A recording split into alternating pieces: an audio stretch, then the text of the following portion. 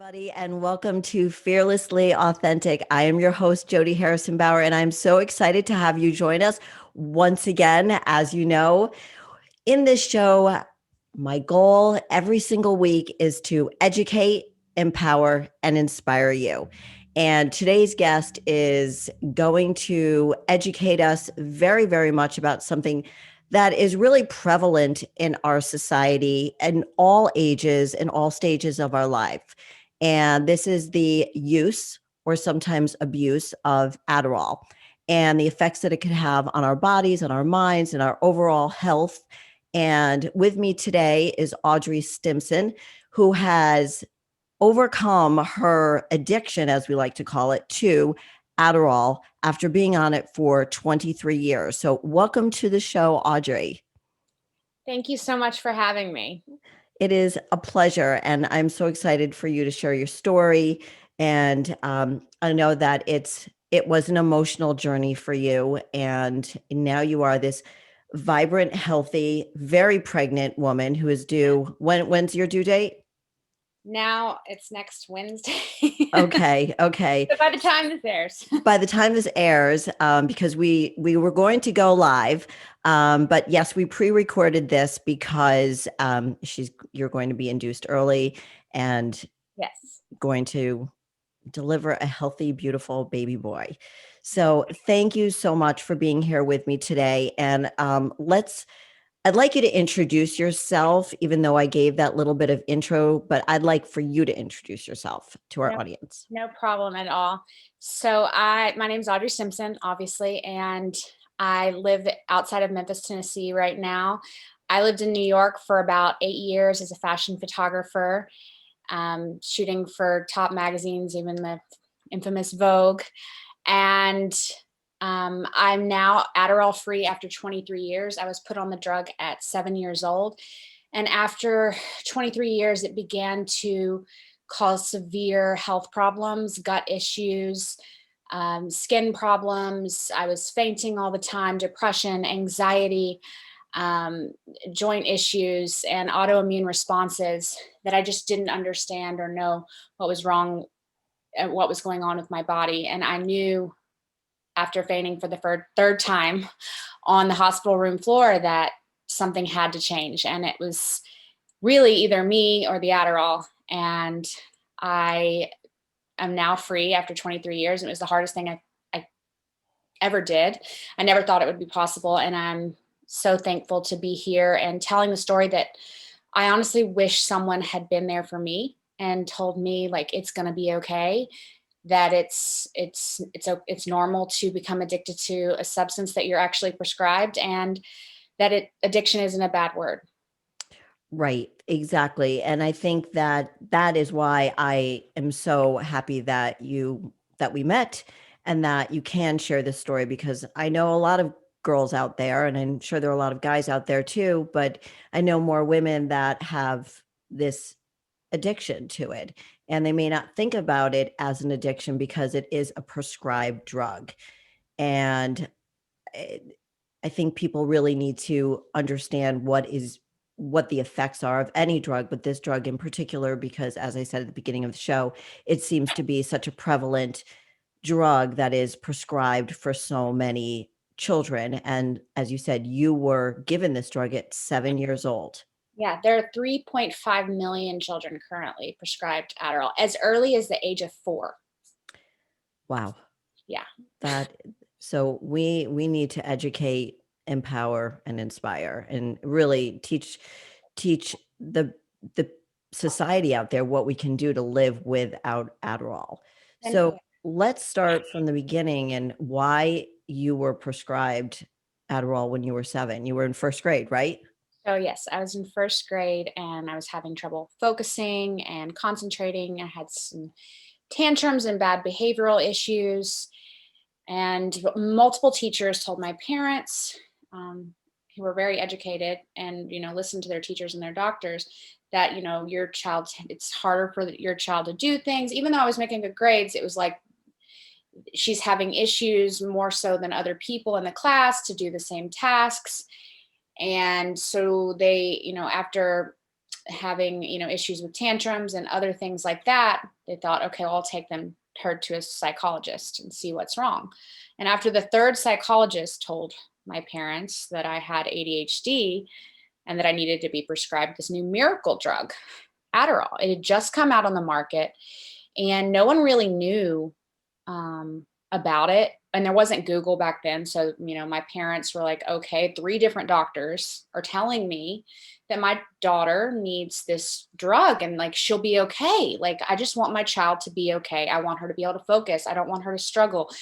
I don't know how to manage this. It's overwhelming. And so many parents feel overwhelmed. And I get that completely.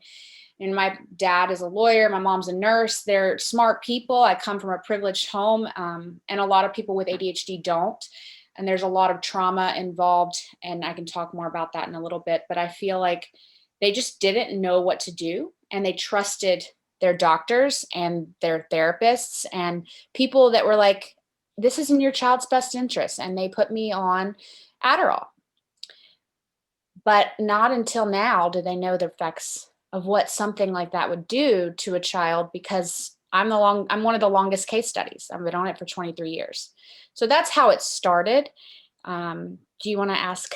Yeah, no, I wanted you to finish telling that story because I think it's so important because, one of my daughters had the same issues where she would just, have a temper tantrum. And I mean, temper tantrums are normal. And we know as parents how to manage them.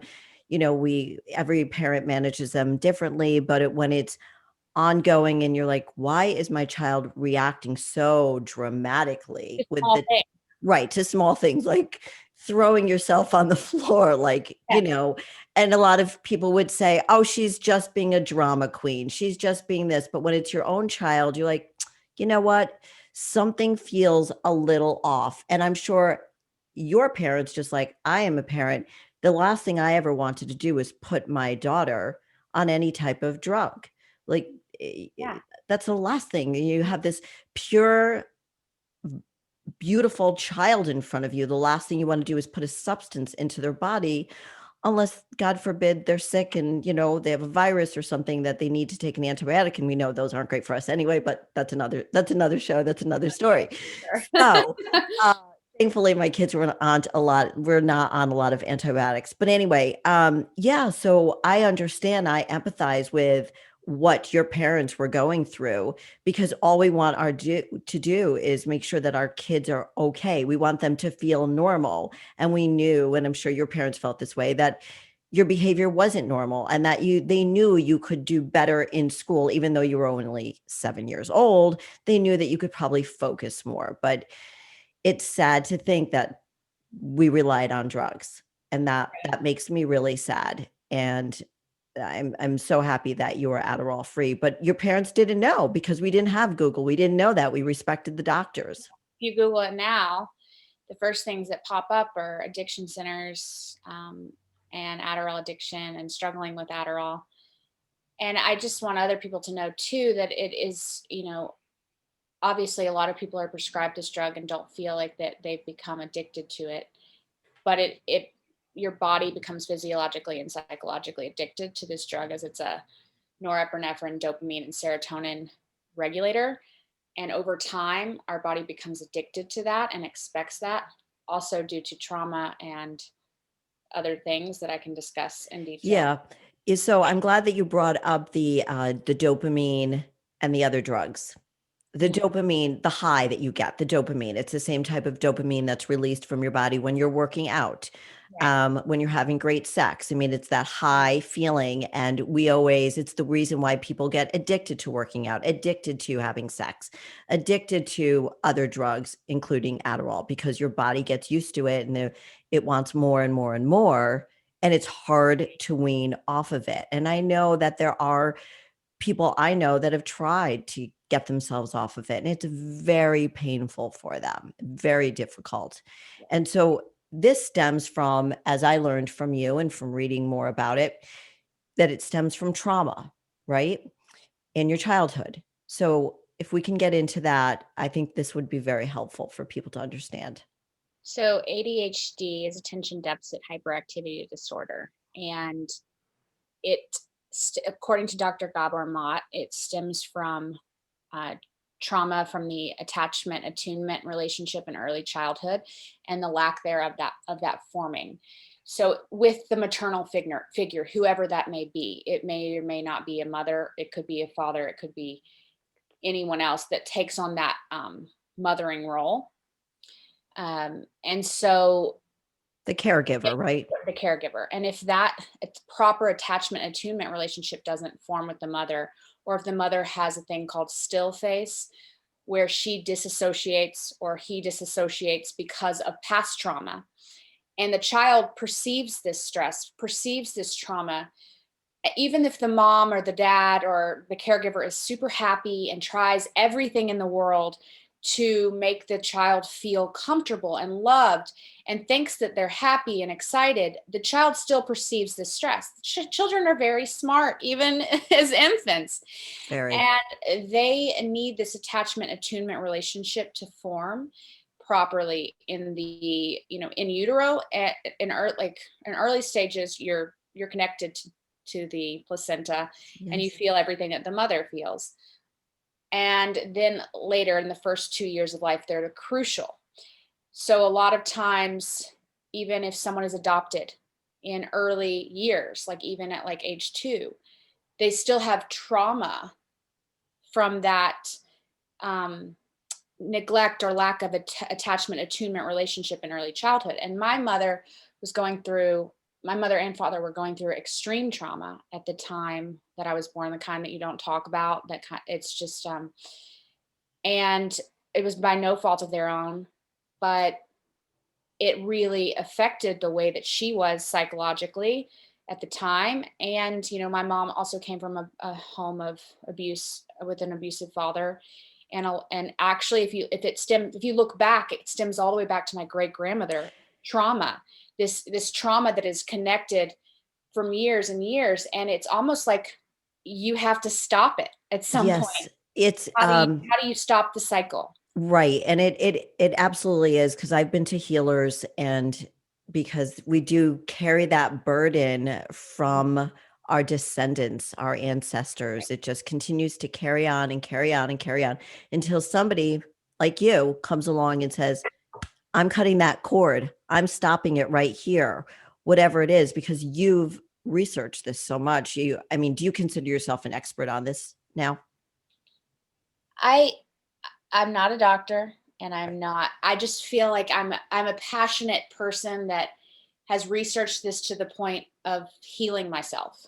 And if that is I'm an expert opinion in healing myself from this, and being able to live without Adderall. Right. And I think that experience in itself makes you an expert, because you've lived through this. You've actually lived through it. So you've done the research that it is children with ADHD. It comes from trauma early on in their childhood. So how does one stop that? Obviously when somebody is 2 years old, they can't control whatever is going on in their life. They're affected by it. So the thing with trauma, I haven't fully healed mine completely. I feel like there's always a continual spectrum of healing, but there are things now that you can do, including trauma therapy, neurofeedback. I have not tried, but it is now used in children that have ADHD to retrain their brain. And train their brain to not have ADHD. And I haven't researched this one as much, but my therapist, Herb Cohen in Huntington, New York, told me about this therapy recently when interviewing him for my book. I'm writing a book on Adderall addiction and overcoming it after 23 years and how to become free. And so he kind of educated me more on the childhood spectrum, because, I don't know what it's like to come off of it as a child, because I was on it for 23 years and I don't really remember life before Adderall. So there are certain things that I can't, say, okay, you're going to be able to heal your ADHD and your 7-year-old. I'm 20, I'm 32 years old, and I was on it for 23 years, but I know what works for me now. And my parents should have looked at diet diet is a really big affecting thing for children with ADHD, gluten sensitivity, sugar sensitivity. So we're gonna hold on that thought. I want to talk about the food. Like I know I want to get a big clump of information about the food and how Adderall affects your gut and so on and so forth. I want to You go want back. EMDR? Yeah, hold on. I want to get to that too, but I want to Okay, cool. finish like your journey and how, you went through school, you were taking Adderall. How are you doing? Um, and when was there ever a time like when you were in high school or in college or in your job? Because we talked about you had a high pressure job during any of those times, middle school, high school, college, where you were like, I need to get off of this because you were now aware of who you were becoming and what you were doing. So did you feel any physical effects and mentally were you like, okay, this is just a drug I'm going to be on for the rest of my life? So I started using it to my advantage in high school to keep weight gain off. Mm-hmm. And a symptom of ADHD is, there are obsessions with body image and um, stims and all these other things that we do and we obsess over. Right. And so I think that it's really important to note that that is already innately in someone with ADHD, ADD, trauma, anxiety. It's all about, perfection and that need. But then you take Adderall and it amplifies it and it Mhm. causes this thing that is now termed on Google as Addorexia. Um, it I've never heard of perpetuates that. it perpetuates the problem, Mhm. and I would hyper focus on every single detail of my body to the point that I would make myself sick. Mm. And I would obsessively work out. And I became even more addicted to working out on Adderall because there's this dopamine high. And then you're also on the dopamine of Adderall. And you're Right. just like, oh my God, I'm getting everything done. I'm writing notes. I'm writing, this on the treadmill, like go, go, go. This is amazing. And I started realizing that I could use it to do basically anything. I felt like Superwoman. I was on top of the world. But at the end of the day, I felt like I was just going to die. It was so painful and What do you mean by that? So I understand the high feeling I can calm multitask, down, I can do this, calm down the so calming it down. fast. That's what I thought. So I was originally I actually haven't talked about this with anybody, but now thinking back on it, I was originally prescribed the not non-time release. And I would have these horrible like come downs in the evening where I'd be all of a sudden, I wouldn't eat all day and I'd just be like starving and I'd be irritable and cranky and just moody. And it was actually like worse than like symptoms of ADHD at the end of the day. And I felt like I needed more. Eventually, I was prescribed the time release, which I would take twice a day. And that made that come down a little, like not as bad. I feel terrible. Like I'm hearing your story and it just must have been so painful. Like to go through that. Like, I don't know, and not feel like you knew what to do. Yeah, and I didn't know. I mean, I thought that this was normal. I honestly didn't realize that I just didn't know anything different. I just thought Right. like this is what I'm supposed to take, and I knew that I had this like use of it. I was using it to my advantage, but I was like, I'm prescribed. Like this is what I'm supposed to take. I'm supposed to take this. They told me I was supposed to take it at 7. They told me I wouldn't function without it. So I'm going to continue taking it and I'm going to use it to my advantage Right. because I don't know any better. You didn't know any better. Right. So that was like in high school and college that you were Right. so sorry, my nose. And so you get a job in the fashion industry. Yeah. Well, you I got into graduated from the University of Memphis with my undergrad in photography, which honestly, like, you a lot of people become addicted to Adderall in college that weren't prescribed it. It's very used because honestly, the world that we live in requires us to be more, to do more, to be on 24/7. And for someone that is a neurodivergent, which is what they call ADHD, they call normal people, which is not what, whatever, I know. neurotypicals. And Hmm. for someone that is neurodivergent, it is very difficult to maintain the status quo. That's why many people with ADHD are entrepreneurs, and they make their own schedules and they do their own things, and they're amazing, and they do so many amazing things, and they're creative and can navigate life in an amazing way once they know how to really cultivate that. But it's Yeah. harder for us in any area where we're not interested, where we don't care. Like, to be honest, Yes, right. If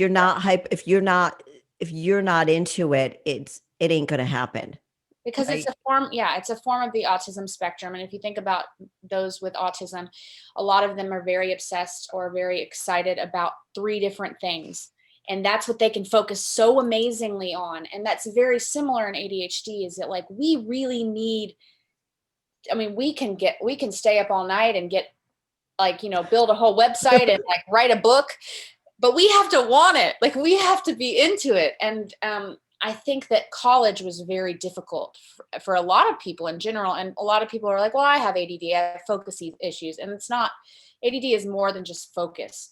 So a I'm lot of glad people, I'm gonna interrupt you there. I'm glad you said that, because it's not just about focus. Because I know a lot of adults my age who think they have ADD or ADHD. And I said, look, I have a lot of time. I don't always focus on things because, like you're describing, I only focus on the things sometimes that, you know, that are interesting to me. Who wants to focus on the boring, mundane things of life? Nobody wants to do that. But that doesn't mean that I have ADD. And I even tested myself out one time when I tried Adderall, like 5, 6 years ago. And I hate it. It made me feel awful. Like, I didn't like it. It made me feel jittery. I don't have it. So it just didn't work for me. So I want people to understand that just because you have a hard time focusing doesn't necessarily mean that you have ADD or ADHD. right. And 'Cause, I mean, the culture that we live in now with our phones and 24/7, like, dopamine with our phones, it's like, we know everyone's having focus issues. It's not about focus. And I actually talked to my husband about this yesterday. And it's like something I realized. I was like, it's not that I can't focus, it's that I focus on everything. So I focus on, oh, this little tiny thing pops up, and and I stress about it because I think about what's going to happen in the future with this thing, and then the future of this thing, and then I don't do anything about it in the first place, like, at all, because I'm so focused on what could go wrong. right. And so then I have to, now I know how to connect myself and ground myself and be like, okay, we're going to focus on this one individual task. And knowing that that's how my brain works, instead of cycling, which Adderall makes that worse. It actually leaves you in that cycle, and you're just, like, almost having an internal war in your mind. um, because it allows you to focus or hyper focus more. But if you're already hyper focused on negative things and then you take Adderall, it's like, okay, I'm going to hyper focus on these negative things even more. Right, right. No, I completely understand that. I think anybody who's listening right now could understand the hyper focus and being all over the place and how it perpetuates itself, as you said. But the coming down part, what did you do to when you came off of it, but before you were on the time release? So I would, binge. There's a lot of binging with Adderall, but, Adderall kept our weight off. Sugar. Um, but really, it started to get, I didn't really have as many outlets for that until college. Mhm. And I started drinking wine. And wine was a way to wind down. Right. And I became addicted to alcohol, because I needed to come down so badly from that high. I was on 40 milligrams of time release Adderall a day, and it's so the 40 milligrams of time release Adderall, it really increased this need to come down even more, because I just, like, was on, it was just this crazy dopamine high. So I needed to wind down, and the wine helped me do that. So I Mhm. became addicted. Wow. And that was the thing that brought you down so you could go to sleep and then you could start your day again. Yes. Yeah. So That And must, not only that, they prescribed antidepressants, anti-anxiety pills, but this was after years of slaying in New York and needing all these extra things to get through the day. okay. Well, we are going to take a break, a quick break, and come back and talk about how you actually kicked this habit, how you are beautiful and clean and living the life that you want to live, Adderall free. So we'll be right back. Hang in there, everybody. We'll be right back in a few minutes. All clear. Just a moment while we save the first segment. Okay, thanks.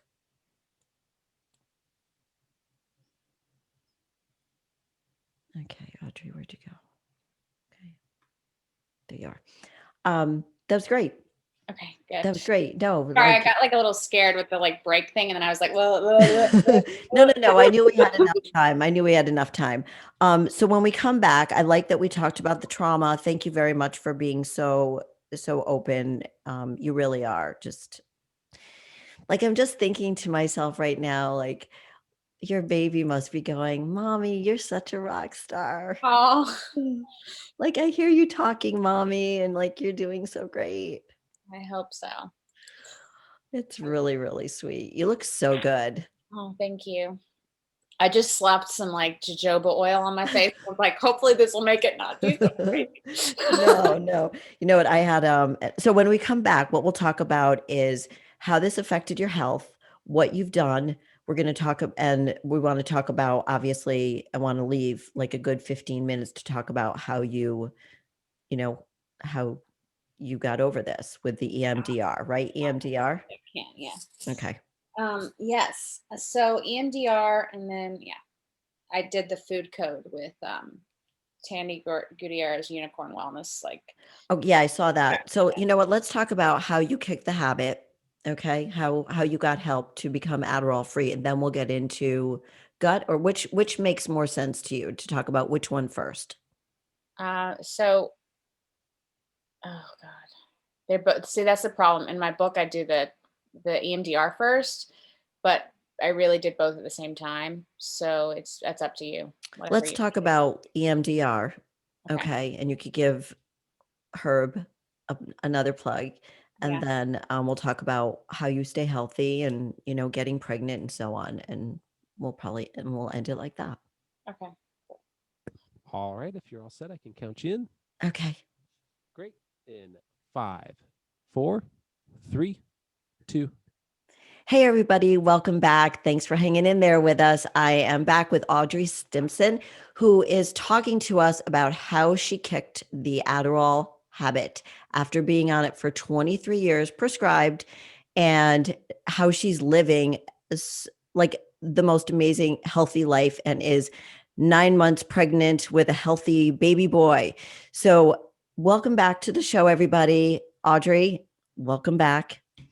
Thank you so much for having me again. Yes. And so we're going to talk about how we went through college and high school and job, and you were drinking lots of wine to come down from the high of being on Adderall all day. And finally you said, like, this has to stop. What was the time where you just had that epiphany, that wake up call where you're like, enough is enough and I need to get help? Okay. So I was having a lot of gut issues, chronic IBS, chronic acne, or, issues just with like breakouts that just wouldn't go away. My joints were hurting. Um, I was having severe depression, anxiety. Doctors would just try to prescribe me another pill and another pill to try to placate the problem. Um, and it was, drinking a bottle and a half of wine a night at some points, trying so hard to be an entrepreneurial woman, like owning my own business. And I was doing really well, and I was slaying and trying to work literally like 24 hours a day. And my body just started failing on me, and I started fainting. The first time I fainted right outside of a Broadway show. They called an ambulance, and I was like, I'm fine, I'm great. And I went back to work the next day, and I was like, I'm good, like I can do this. And then it happened again, and then it happened. Then I was so sick, I couldn't process food at all. Went to the hospital with my now husband, and I fainted on the hospital floor, and I woke up. And there were just these doctors all over me, around me. And I just was like, I can't do this anymore. It's got to be the Adderall. Like it's killing me. It's literally killing me. And I have to get help. So the first thing I knew I needed to do was to remove myself from the triggers, to kind of create my own cocoon. And I'd already started meditating, and I'd already started, I'd always been healthy, and like in quotes, Right. Eating healthy. I thought that I was like, working out regularly. I thought that I was treating my body healthy, but I knew that I needed to get healthy in my mind to really first be able to navigate the titration down from Adderall, because there was too much stress. So I first started titrating down from Adderall. Now you were just doing this. You were doing this yourself. I started doing this myself. Okay. And then when I started myself, Mm-hmm. I got more and more sick. Right. And I didn't know why. And the Mhm. reason I got more and more sick, I'll go into more in a little bit about gut issues, but it's because, it's a serotonin, it's a serotonin regulator as well, dopamine and norepinephrine, and 95% of our serotonin's in our gut. So I knew I needed to get help, but I knew every single time I'd wean down, it was worse. It was like ripping off Band-Aid over and over and over again. And it's because every time I woke up in the morning, I needed Adderall. I needed to reach for my little orange pill. It was something that was always in my purse. I never went anywhere without it. It was always on my to-do list of go pick up meds, go pick up script, go to the psychologist or psychiatrist. Right. And so I was like, I need the metaphysical, like I need real help. I need to go to rehab. So I called a rehab center. The rehab was like, oh, you're prescribed Adderall. We don't help people that are prescribed, only people that are doing it illegally. And I'm like, but I'm an addict. Like I know I'm prescribed, but I cannot get off this drug. Like I need help. I need help getting off this drug. Right. I need help. And they were like, well, insurance doesn't cover it if you're prescribed because you're not an addict. And I was like, I am an addict. I'm aware. I have problem with this. So then I was like, okay, I was thinking about cognitive behavioral therapy. Like, what can I do? And I was Googling, as you do, after, removing myself and retreating to my husband's Long Island home in Huntington, New York. And so, in Old Westbury, actually, sorry. Mm-hmm. And I found Herb Cohen online as an addiction therapist. And he, does crystals. He's like a healer, but he also specializes in addiction therapy and trauma therapy, hypnotherapy and EMDR specifically. And so I said, okay, I've got to call this guy. I don't know what else to do. So I called him, and he said, I can get you off of Adderall in 1 day. And I was like, yeah, okay. Okay. Yeah. I've been on this stuff for a long time, but you're insane. Right. And so I went to my first appointment with him because I was like, okay, I got to see if this guy, like, is he legit, really? Right. And I sat down with him, went over my history and everything. He went through the process of EMDR, which is eye movement desensitization and reprocessing therapy, but it actually it uses bilateral stimulation to basically you use bilateral stimulation to target the addiction memory and the memories of trauma that are guarded by your amygdala in your brain. But that's I know that sounds like a lot. I know a few people who have done this, and it's been very successful for them.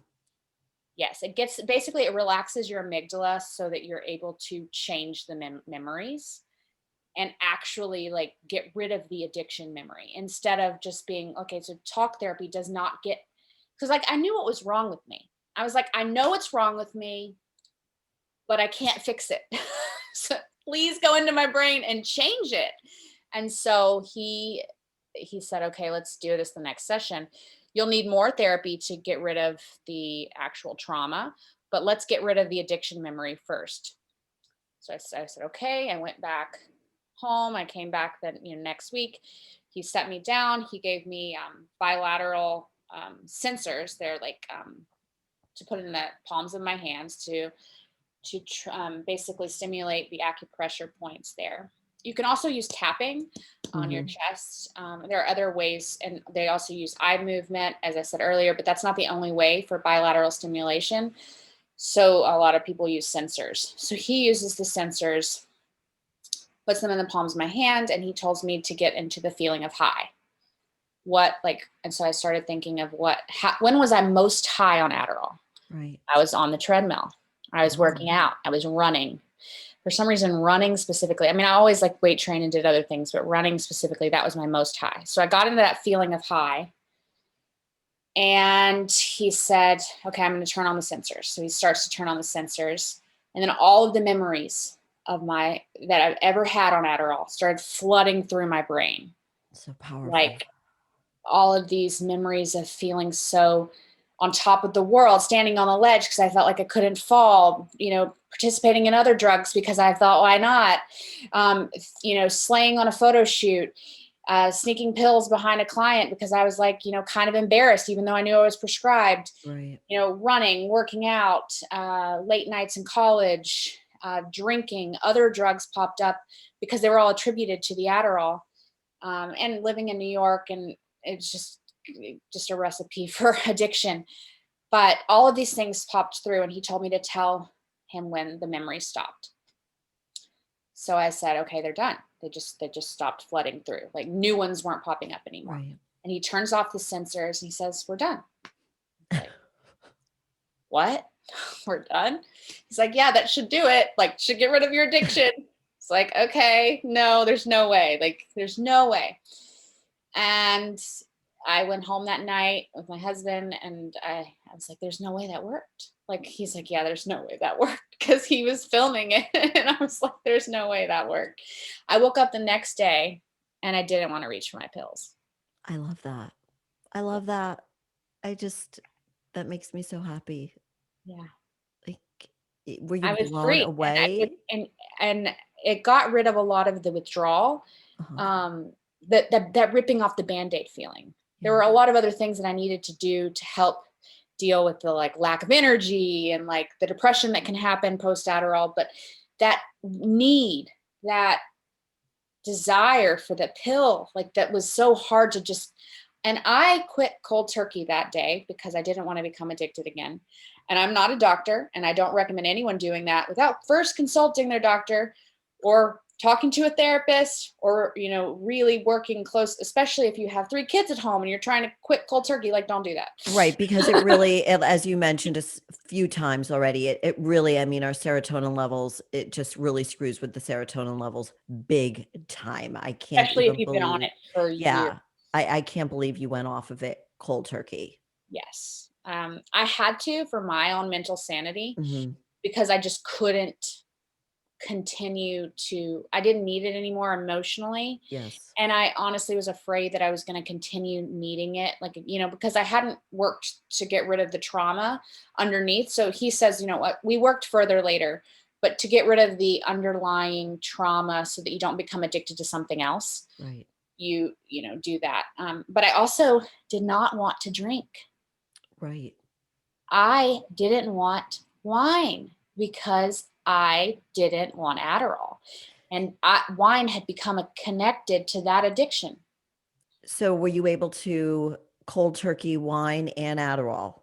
I didn't really stop the wine until I realized it was affecting my gut too. Okay. But that was after the reset that I did, which you want to talk about. Okay. Right. So now you're not reaching for the bottle anymore. You go cold. 9 months pregnant. So that was right. really. So this was all because also, there were a lot of health issues going on, but you wanted to get pregnant also. So yes, I knew that if I was about 30 years old at that point, and I knew I'll never be able to have children. Right. And there are some people that stay on it, but it is not recommended to stay on Adderall while pregnant. Right. Because that is all affecting your child. Right. And that's out there. That's been documented that, yes. So that was a huge push for you to take it to this level because you knew that you wanted to get pregnant too. So there were a lot of things that were really motivating you to end. I recommend doing this before trying to get pregnant because it's trauma on your body. Right. When you're coming off of this drug. Right. No, you don't want to be pregnant while you're doing it. No, not at all. So let's talk about how Adderall affected. We talked a little bit already about how it affected your health. You had fainting, you fainted 3 times. You knew that it was literally, you felt it like taking over your body, like everything that was affecting your body was just, you knew it wasn't healthy. And your gut issues were just in bad shape because Adderall really does a job on your gut, and gut health is so vitally important for us to feel healthy. Yes. And I actually just want to say I have a video of a doctor documenting that and how Adderall affects your gut on my website at audreystimpson.com, the toolkit Okay. for Thank anybody later. No, thank So, you. I'll put that on with the show and everything. okay, cool.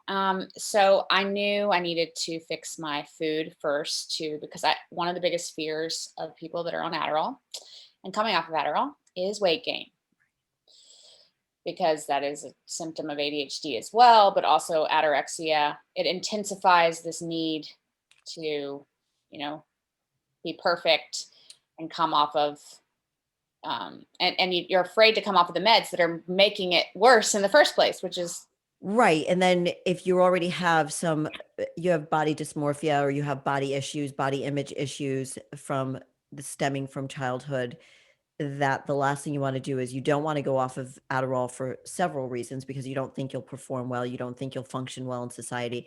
And then if you were concerned about your weight, which most the women I've spoken to who have been on Adderall, they're concerned about their weight, and they don't want to gain the weight. So you were concerned about that, but you're naturally thin, correct? yes. But I mean, obesity does run in my family, and that's Hmm. also because of where I live in the South and like the foods that everyone's on. But in addition to needing to heal my gut, Right. I was afraid of gaining weight, Okay. and that was a fear.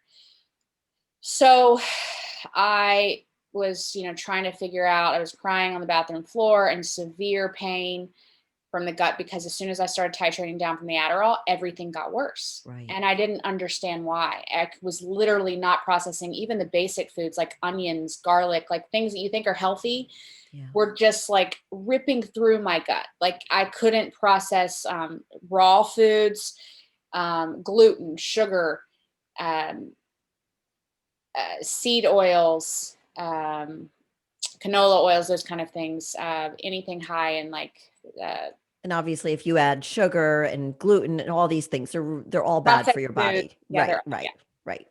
basically eat whole foods. Right. Good job. I met Tandy Gutierrez at a wellness event in Brooklyn, because I was, into wellness and health and Right. fitness. And she invited me to one of her full moon ceremonies in Brooklyn. I was like, I could use some healing, I don't know, I need something. And Right. so she actually was listening to my pain points and listening to my story and telling me about her, Unicorn Wellness Studio. And she does, Reiki infused Pilates, as well as like around the cycles of the moon. And she also had a thyroidectomy. She struggled with celiac, all of these different things. So she wrote a food code of how she overcame it. And when she heard my problems, she's like, okay, here's my book. Just read it. I promise, this will help you. Because she wrote a book, not even to like try to make money or anything like that. She wrote it because she wanted to help other people too. Right.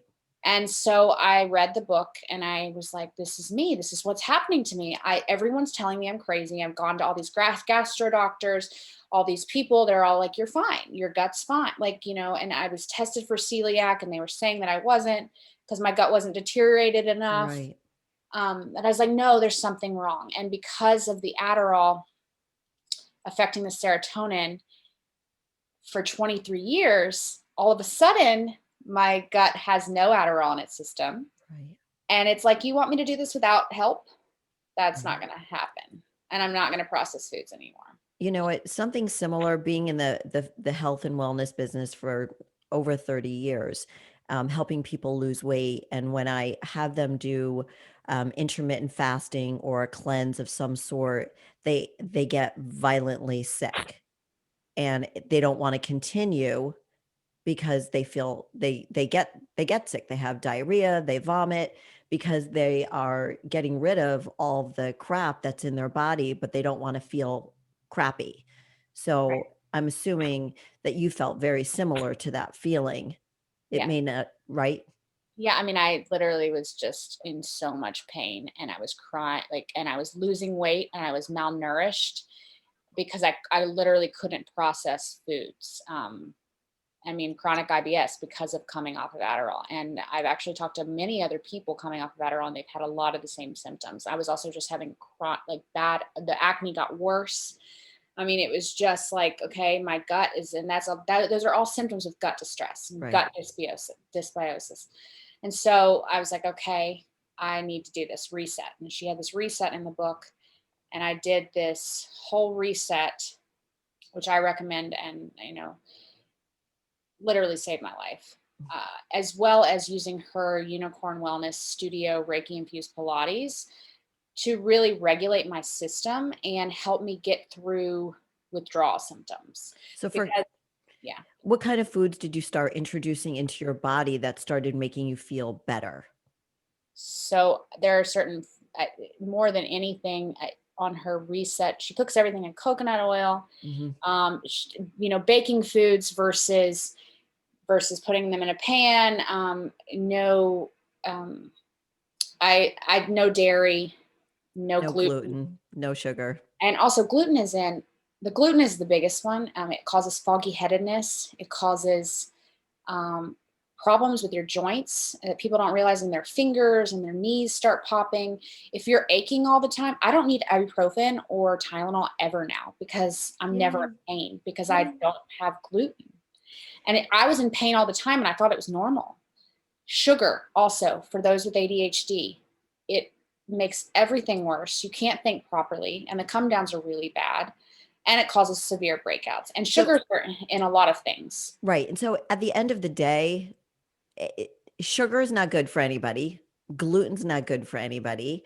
Fried foods, processed foods, not good for anybody. So you're coming off of this drug, you're feeling all of the aftermath of coming off of this. So she just starts introducing these foods into your system, and slowly but surely you start feeling leafy greens, whole foods, right. Lots of broccoli, squash, spinach, sweet potatoes, because they help with your brain. You can, like, I eat them every day, like They're bacon, great. coconut oil. They're so good for your brain food.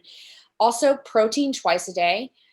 Without protein metabolism, because the amino acids, the serotonin and dopamine and norepinephrine are all created in your gut, but they are not created without protein metabolism. And without protein metabolism, they can't have a conversation with your brain. So your brain literally doesn't function. Thank you, Audrey. I mean, I've been preaching this for like over 30 years. It's clean eating. It's everything we said to eliminate from your diet, but it's easier said than done. And so it must have reset, hold your hand through it. And I felt like I could do this, and it was good. The food tasted better, and I loved the food. And so I was like, okay. And I'm started to slowly incorporate things back in. But I recommend for anybody that has a child with ADHD, that is struggling with ADHD, is struggling with addiction, gut issues, or any of these things, to do an elimination diet. Not a diet. I don't like the word diet. It's not a diet. It's a lifestyle. You're eliminating what makes you so sick. basically you go through this process and you realize, oh, well, that kind of causes this symptom, but I'm willing to deal with it. Like sometimes corn can make me break out, but I'll have like a corn tortilla every once in a while, because I'm like, okay, I can kind of deal with that. But, like other issues like gluten, okay, like I'm going to steer clear of that one forever, because I know what happens when I have it. I want to be able to think properly. Like I want to not be in pain. Right. So it just really helps illuminate the things that different foods cause for you and for your particular body. And I think everyone should learn that at least one point in their life, and then they can make the decision of whether to continue to eat whole foods or not. Well, it should be a no-brainer, because food, I'm going to just, Go Come right on, ahead. guys. I mean, like, I'm not going to pussyfoot around this. Food is fuel, and you are what you eat. That there's, Yeah. I've said this 100 times on this show. You are what you eat, because whatever you put into your body is going to affect the way you feel in that body. So if it's a lot of sugar or if it's a lot of crap, you're going to feel crappy. Mhm. And so who is the woman that you went to? She's in Brooklyn. Yes, her name is Tandy Gutierrez, and she Okay. owns unicornwellnessstudio.com. Her reset book, I have all these in my toolkit on my website, Okay. just because All I want right. so many people to have access to them. Because I just wish that I'd had this. Like, if I knew that was my guy, and she's an amazing resource, you should actually like talk to her at some point. I will, because I was like all over your website, and you have so much good information in there. So I just want to also tell the listeners that you look absolutely radiant. Your skin looks gorgeous. And again, you're due any day. So now how have you been feeling during your pregnancy? So I've actually, to be honest, I still use this food code, Hmm. and the food code that I created after doing the reset. And I didn't have any morning sickness, Yay. because I think it's because of the food. Like, our body's like, oh, like, this is good food. I'm not going to make you sick. Well, I I don't don't know know if that's completely necessarily. true. Yeah, your hormones too, but I'm happy you didn't have any morning sickness. I had it with one, didn't have it with the other. Yeah, I don't know. I don't know. I've only had one pregnancy, so I don't Right. know. But I felt really amazing, and I did work on more. I would like everyone to know I worked more trauma therapy before I got pregnant, because you're able to stop the cycle and hopefully not, have ADHD in your own child, because it's passed down from mother to mother. Right. We'll see, but I did do the work beforehand, and I think that it's really important to do that. So I also worked through dealing with like my body issues and things with EMDR therapy. And so now when I look at myself in the mirror, if I see a change, I'm like, oh, that's kind of annoying, but like I'll deal with it, instead of hyper focusing on it for 3 days and obsessing or getting sick to my stomach about things. So That EMDR can help so many things, and that because of that, I've enjoyed being pregnant. I've enjoyed like watching my body evolve. And Yes. I think that and our bodies are amazing. They can do Aren't amazing they? things, but I don't think that I could have ever been pregnant or even gotten pregnant if I had not gotten rid of Adderall when I did. And it's almost been 2 years, I guess a year and like 8 months or something since I've been free from it. But it's still affecting my gut to this day, and I'm still adding foods back in. Good. We need to follow up after you have the baby, and I can't wait to see pictures of him. This information has just been just amazingly informative, priceless. I hope that people take so much away from this information, but we have to go in about a minute. So you have 1 minute to answer this question. How do you live a fearlessly authentic life? What does it mean to you to live a fearlessly authentic life? I think being fearlessly authentic is being able to look at the darkest parts of yourself and love them anyways. Wow, that just gave me chills. And I'm wearing this fearless t-shirt I love it. just for you. So, Audrey, I am so happy that you were able to join us before having the baby and getting all this information out into the universe. You are fearlessly authentic to me. You're so brave, so brave. Thank you so much for being here today. And again, for people who want to reach out to you, give us your website again. It's audreystimson.com. And you can also find me on Instagram at Audrey Stimson. Okay. Thanks, Audrey. Thanks, everybody, for listening. We will talk to you next week.